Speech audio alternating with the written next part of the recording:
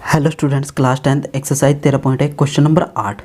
अब question number 8 में क्या है, ऊंचाई 2.4 सेंटीमीटर और व्यास 1.4 सेंटीमीटर वाले एक ठोस बेलन में से इसी ऊंचाई और इसी व्यास वाला एक शंक्वाकार खोल काट दिया जाता है।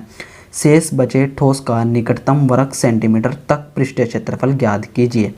ठीक है, हमें देखो पृष्ठीय क्षेत्रफल ज्ञात करना है और हमें बेलन दे रखा है। ठीक है, बेलन की ऊंचाई और व्यास दे रखा है हमें, और उसमें एक शंकु के आकार का मतलब उसी की ऊंचाई का और उसी व्यास वाला एक शंकु काटना है। ठीक है, तो यहाँ पे हम देखते हैं, पहले बेलन बनाते हैं। बेलन कैसे होता है, ये हमारे पास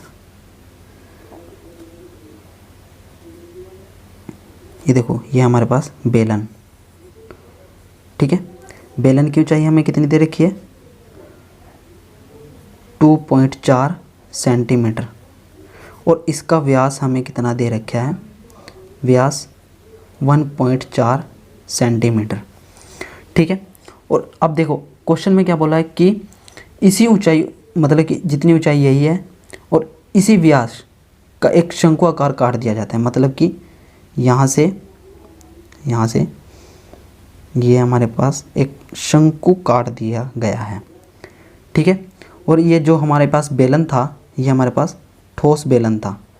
ठीक है, अब इसमें से शंकु काट दिया है तो कैसे बनेगा, देखो इसके बाद शंकु काटने के बाद कैसे बनेगा,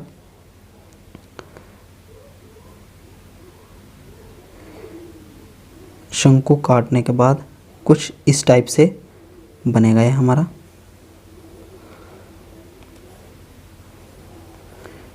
ठीक है, कुछ इस टाइप से बनेगा। ठीक है बच्चों, इसका पृष्ठीय क्षेत्रफल हमें निकालना है। ठीक है, ऐसे था, ऐसा बन गया हमारा, इस ठोस का पृष्ठीय क्षेत्रफल हमें निकालना है। ठीक है, ऊंचाई हमें उतनी दे रखी है इसकी भी 2.4 सेंटीमीटर, और व्यास भी उतना ही है 1.4 सेंटीमीटर। ठीक है, अब देखो यहाँ पे देखो, इस सबसे पहले हम यहाँ पे लिख लेते हैं, दिया है, दिया हुआ क्या है हमें, बेलन की ऊंचाई, मतलब कि दोनों है, शंकु की भी वही है और बेलन की, तो यहाँ पे लिख दे बेलन व शंकु की ऊंचाई दोनों की बराबर है ना, तो दोनों की एच से डिनोट कर 2.4 सेंटीमीटर, एच से डिनोट करें और कितनी है 2.4 सेंटीमीटर। अब बेलन व शंकु का व्यास डी से डिनोट करेंगे तो कितना दे रखा हमें 1.4 सेंटीमीटर। अब व्यास पता है तो त्रिज्या निकल जाएगी, बेलन व शंकु की त्रिज्या आर से डिनोट करेंगे तो कितनी होगी 1.4 सेंटीमीटर बटे 2। ठीक है, अब देखो यहाँ पे जब इसको करेंगे तो यहाँ पर 2 सत्ते 14, 2 सत्ते 14 आएगा 7, तो 0.1 स्थान पे 0.07 सेंटीमीटर आ जाएगा। ठीक है, आर का मान कितना आ जाएगा, त्रिज्या 0.7 सेंटीमीटर। अब देखो इस ठोस का पृष्ठीय क्षेत्रफल निकालना है, तो यहाँ पे लिखते हैं ठोस का पृष्ठीय क्षेत्रफल। कैसे निकलेगा, बेलन है तो सबसे पहले हम लगाएंगे बेलन का क्षेत्रफल।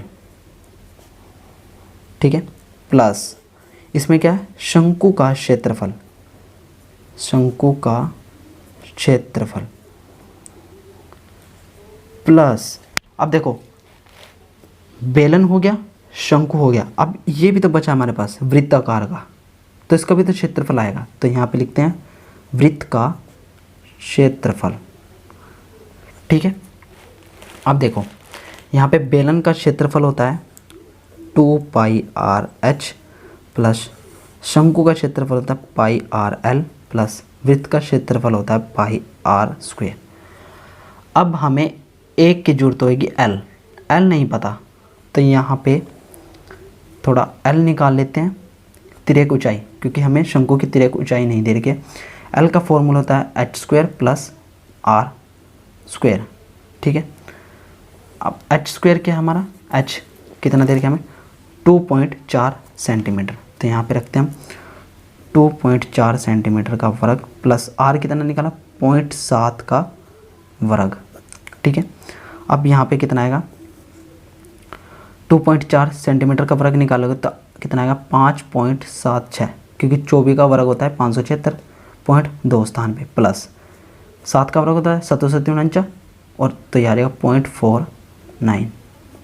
ठीक है, यह आ गया हमारे पास। अब इनको प्लस करेंगे 5.76 को प्लस 0.49 को तो आ जाएगा 6.25।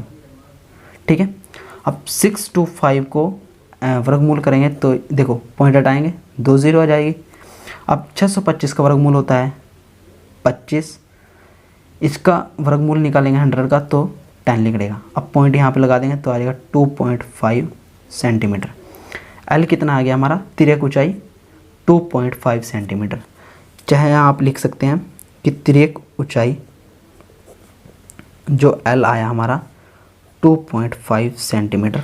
ठीक है, अब यहाँ पे हम देखते हैं कॉमन क्या रहा है, pi r pi r pi are.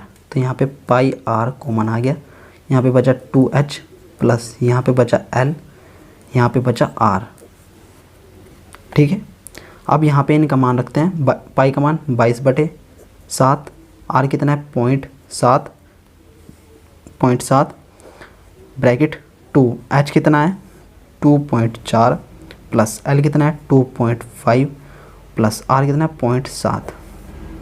ठीक है, पॉइंट हटाया तो नीचे 10 आ गया, 7 से 7 कटा। ठीक है, तो यहाँ पे बचा 22/10, यहाँ करेंगे 2 चौके 8, 2 दूनी 4, 4.8 प्लस 2.5 प्लस 0.7। ठीक है, अब इनको प्लस करेंगे 22/10।